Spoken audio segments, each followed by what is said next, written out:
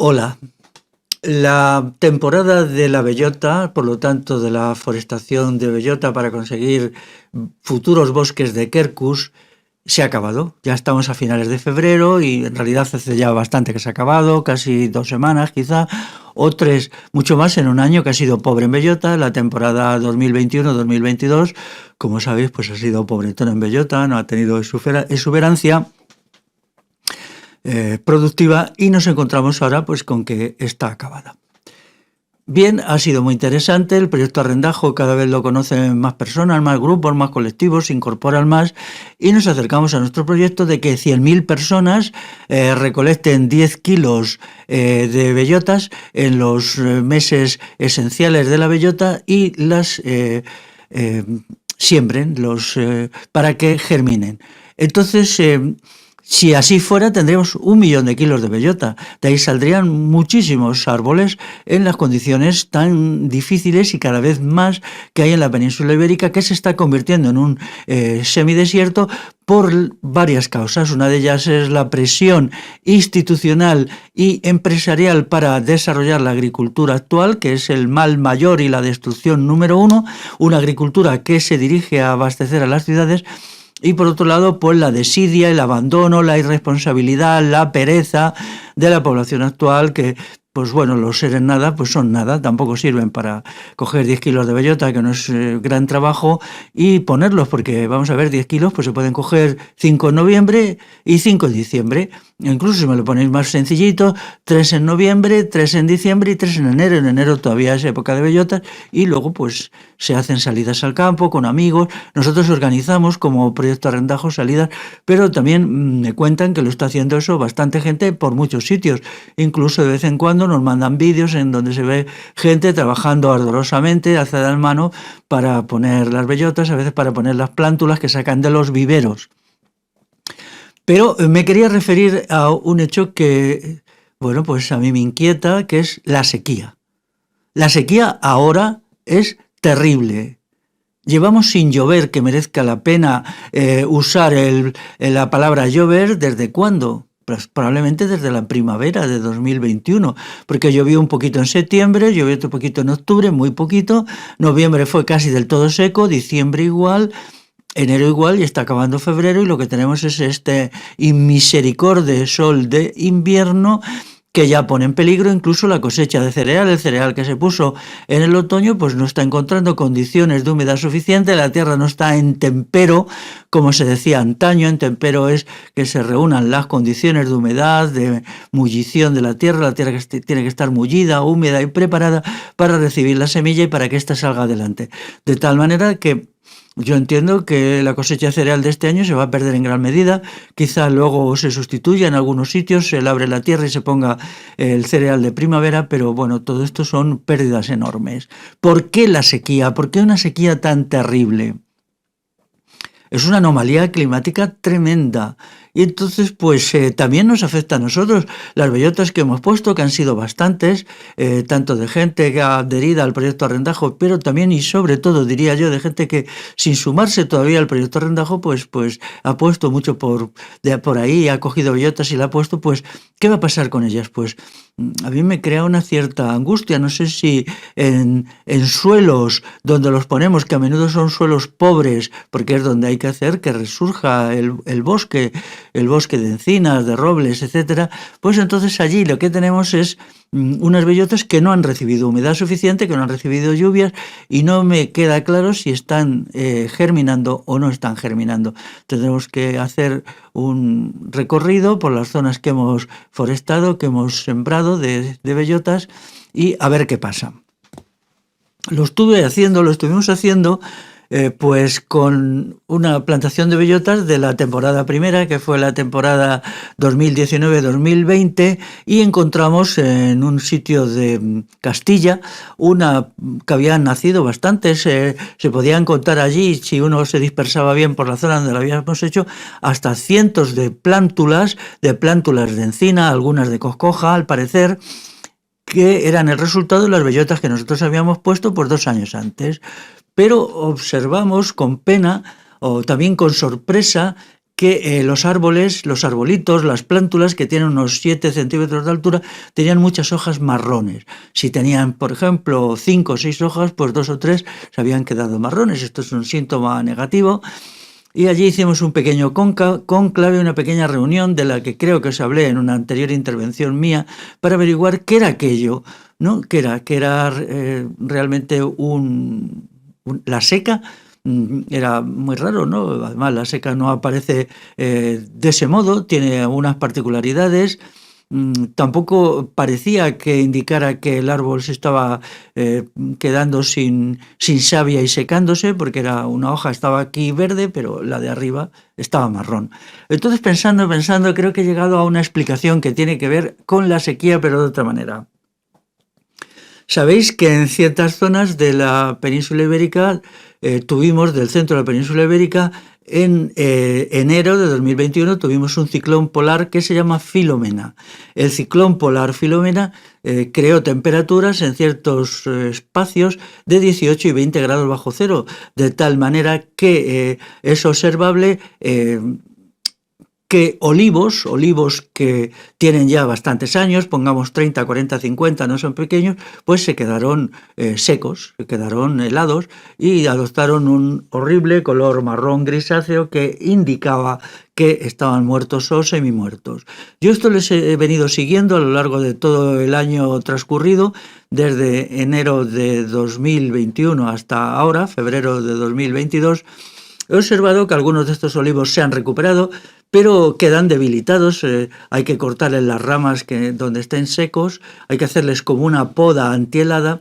Pero luego me di cuenta que si esto había afectado a los olivos, también debería haber afectado a los arbolitos que nosotros pusimos. Entonces he llegado a la conclusión que estas hojas marrones que mostraban las plántulas que habían nacido de las bellotas que nosotros habíamos puesto 2 años antes eran la consecuencia probablemente, claro, no puedo decirlo taxativamente, del ciclón polar Filomena. Si estas plántulas son sometidas a temperaturas nocturnas de 18 o 20 grados bajo cero, en unas condiciones en que ellos son todavía unas criaturas vivas vegetales muy pequeñas que pueden pesar en total 50, 60, 70 gramos con una raíz que ha penetrado en el suelo no más allá de 3 o 4 centímetros, pues entonces se produce un fenómeno de que el árbol resulta dañado y a partir de ahí pues es fácil que algunas de sus hojas se sequen.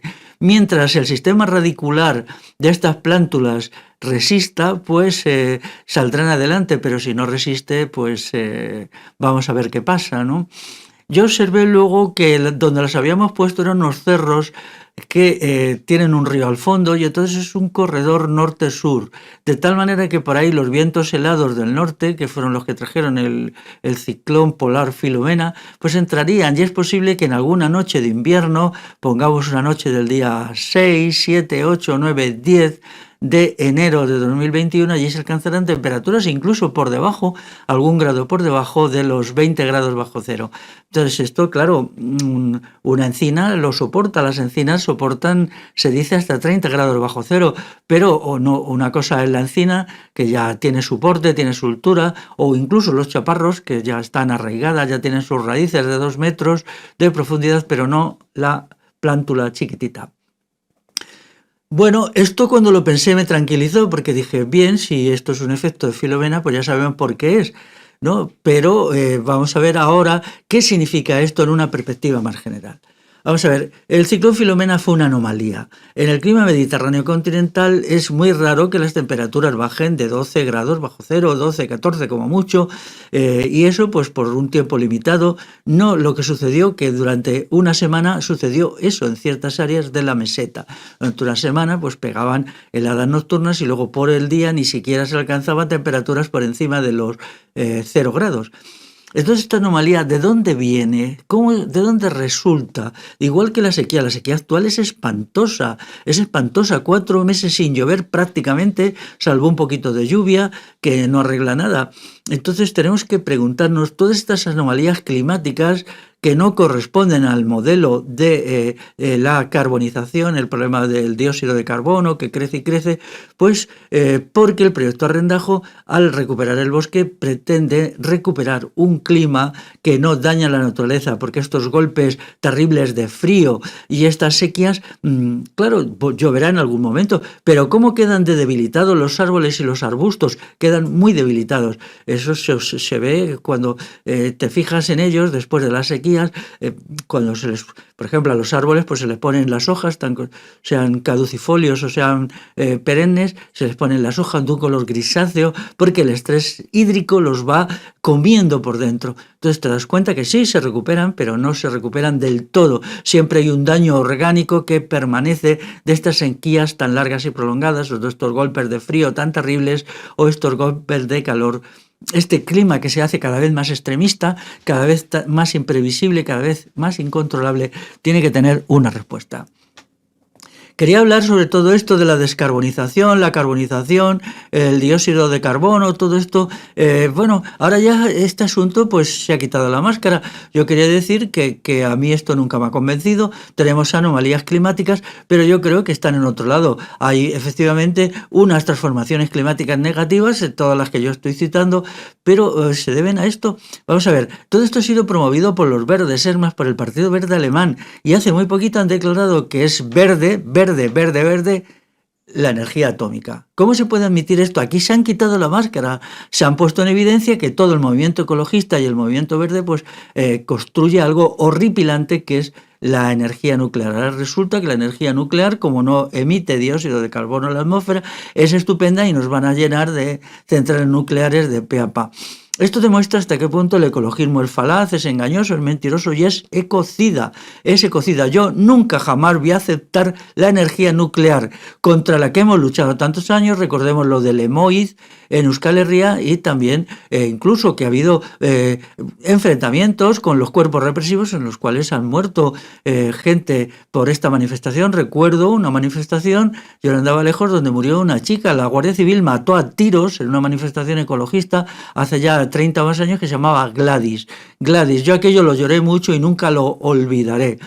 Es lo bueno de tener una cierta edad, ¿no? Que entonces la memoria persiste y no nos venden la moto y no nos engañan con tanta facilidad quizá como a la gente más joven. Quiero decir además que todas estas cuestiones de que todas las anomalías climáticas consisten en un calentamiento global, pues resultan de simulaciones por ordenador que yo las pongo en cuestión, no para esto, sino para más cuestiones. Las simulaciones por el ordenador es un juego de ordenadores que es muy distinto del saber experiencial. El saber experiencial es el saber experiencial y se diferencia del saber especulativo. Y las simulaciones por ordenador son tan especulativas como cuando estos filósofos metafísicos y bizantinescos cogían unos folios y un lápiz y se ponían a buscarles no 7 pies al gato, sino 70 pies al gato. Bueno, volvamos al problema de la sequía. ¿Por qué hay sequía? Porque se está destruyendo el arbolado. ¿Por qué hay golpes de frío polar tan tremendos? Porque no hay arbolado. Hay muchísimos textos de los siglos XVI, XVII y XVIII que te explican taxativamente que donde hay un problema de destrucción del bosque autóctono, el clima se hace más extremista y hay golpes de frío en invierno que matan los ganados. Yo esto lo he leído varias veces en documentos del siglo XVII que se encuentran en archivos y entonces donde los escribanos de los pueblos escribían estas cosas y te explicaban cómo decían, recuerdo un documento que leí en un pueblo de Segovia que decía textualmente como nuestro pueblo ha perdido sus montes, por montes en el lenguaje de la época se tiene que entender bosques altos, no podemos tener mucho ganado porque en los días de frío de invierno, como los montes no protegen a los ganados y no impiden que el frío sea extremo, mueren los ganados. Daros cuenta, eso significa que un lugar arbolado no descienden tanto las temperaturas, pero si desarbolas ese lugar, lo destruyen, las temperaturas descienden mucho más hasta tal punto que matan a la cabaña ganadera. Esto es una cuestión que es de sentido común, ¿no? Los árboles, lo volví a decir ya por vez, yo que sé, 1000, 2000, 10.000, son seres vivos y los seres vivos necesitan de una cierta cantidad de calor. Es decir, pero no necesitan de demasiado calor, por lo tanto se hacen un efecto como de intercambiador de calor. En los días muy fríos de invierno impiden que la temperatura baje, y en los días muy calientes de verano impiden que la temperatura suba hasta extremos intolerables, mucho más cuando los árboles caducifolios emiten vapor de agua a la atmósfera, que siempre hace un efecto relajante, porque permite que se formen estas tormentas estivales que entonces al caer pues hacen que de golpe la temperatura disminuya a 5, 6, 7, 8 grados, se mantenga así 2 o 3 días, lo cual significa pues como un alivio magnífico para el arbolado, para los bosques, para los montes y también para la flora y para la fauna. Así pues, el asunto tiene que ser forestar. Tenemos que empeñarnos en el proyecto Arrendajo para evitar que estas cosas sucedan. La sequía actual es la consecuencia de la destrucción del bosque autóctono llevado ya a condiciones intolerables. Se siguen cortando más y más encinares, se siguen poniendo en explotación agrícola. Esto no es admisible. ¿Por qué? Porque la agricultura industrial hecha para alimentar las ciudades, insisto, hecha para alimentar las ciudades de tal manera que es demagógico, falso y estúpido criticar la agricultura industrial o la ganadería de las microgranjas sin criticar las ciudades y proponer que las ciudades tengan que desaparecer voluntariamente, naturalmente, pues entonces hace que muchas tierras que hasta ahora pues a lo mejor eran dehesas, donde todavía había algo de árboles, pues se arranquen los árboles porque las tierras están toxificadas, han perdido su fertilidad, están erosionadas, y esto es un fenómeno creciente. Es decir, la degradación de los suelos es de tal calibre que se abandonan y entonces se mete la motosierra a lo poco que queda de bosque autóctono, pero las tierras que se abandonan, pues como están tóxicas, perdidas, o se ha destruido completamente la capa freática debajo y se usaban para regadío y ya no es posible porque se ha agotado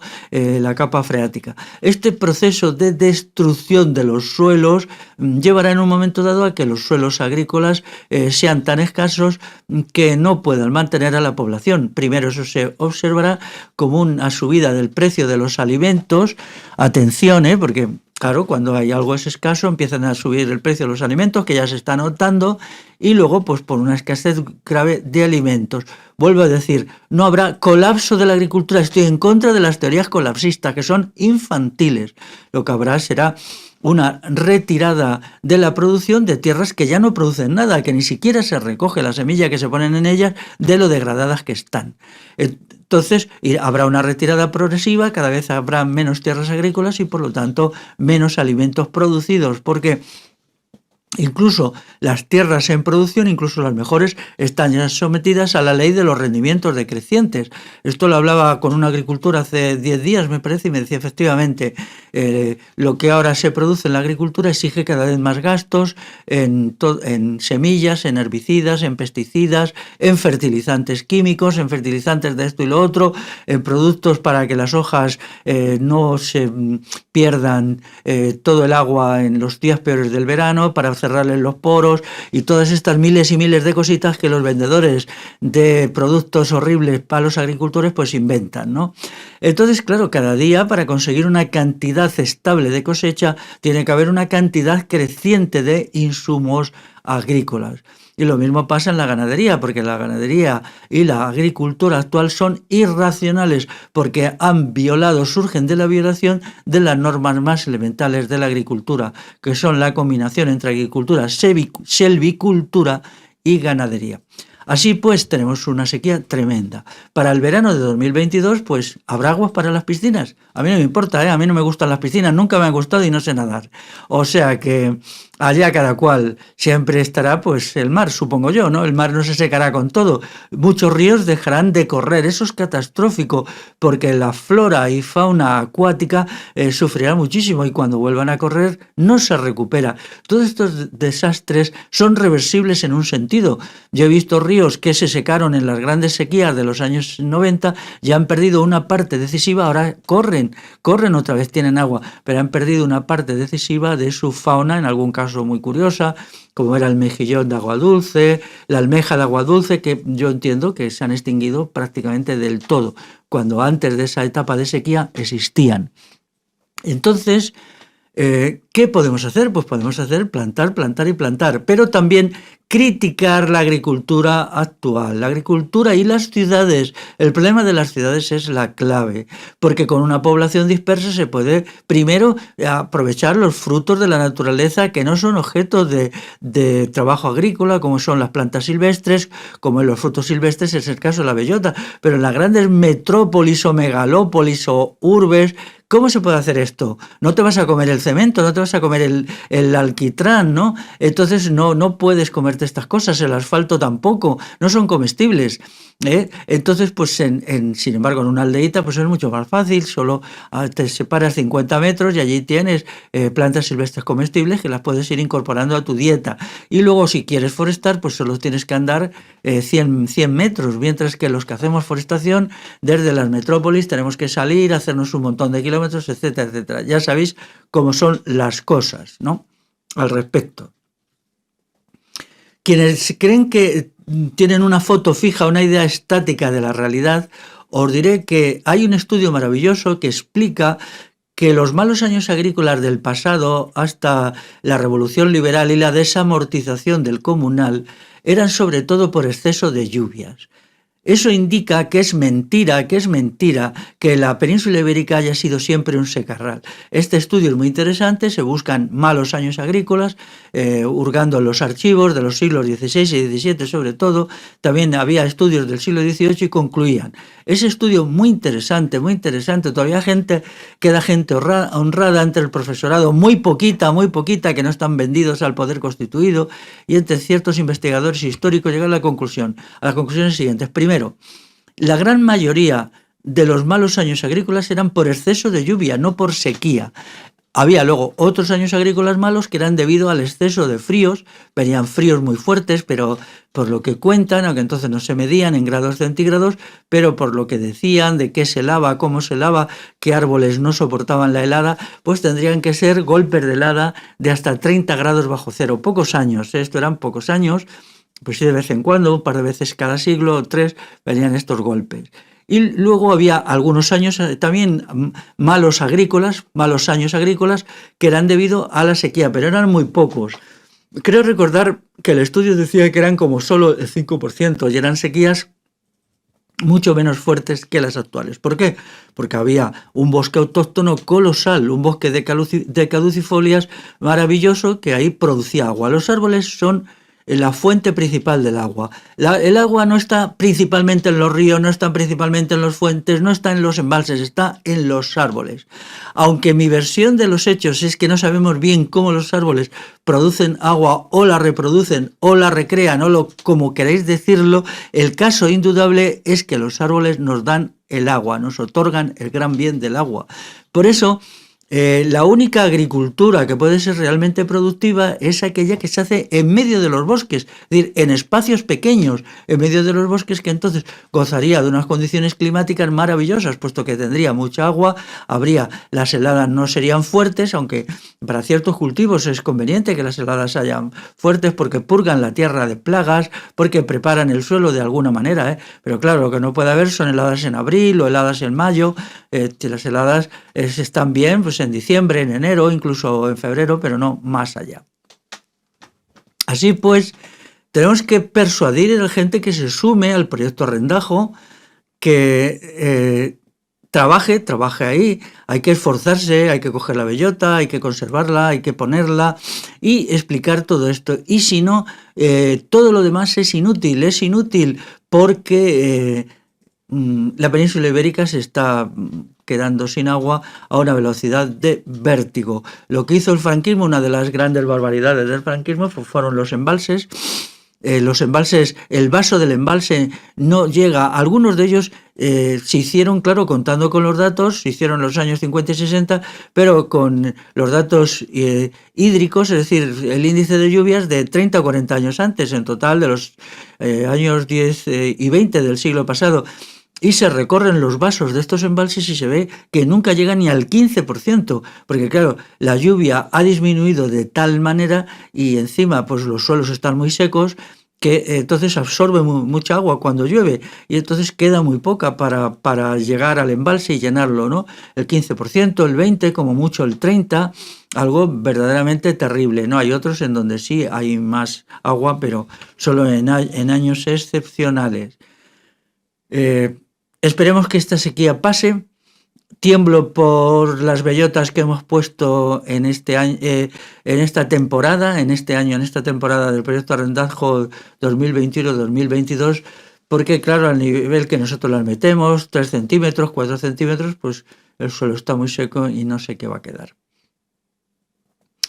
Pues nada más, quería hacer una llamadita, ya dijimos que íbamos a prestar especial atención al sauco, el gran árbol medicinal, el gran árbol luego comestible, puesto que sus flores son comestibles, se puede hacer algunas bebidas maravillosas, a mí me gusta muchísimo lo que llaman champán de sauco, y luego también con sus bayas se pueden hacer productos de tipo dulce, como pueden ser mermeladas, tienen una pequeña toxicidad, pero es muy fácil eliminar esa toxicidad y luego son preciosos. Pero luego todo él, las bayas, las hojas, incluso las raíces, la corteza, tienen múltiples aplicaciones medicinales. Ha sido, como dije antes, el gran árbol de la medicina europea popular tradicional. Entonces sería muy, muy conveniente que llegásemos dentro de unos años a que cada casa, cada lugar en el pueblo, en el campo, tuviera, como se hacía antes, su sauco en la puerta, o incluso dos mejor, uno a un lado y otro a otro, ¿no? Separados unos metros, naturalmente, para que no afecten a los cimientos y para que el árbol no se vea afectado por los cimientos de las casas. Eso sería maravilloso.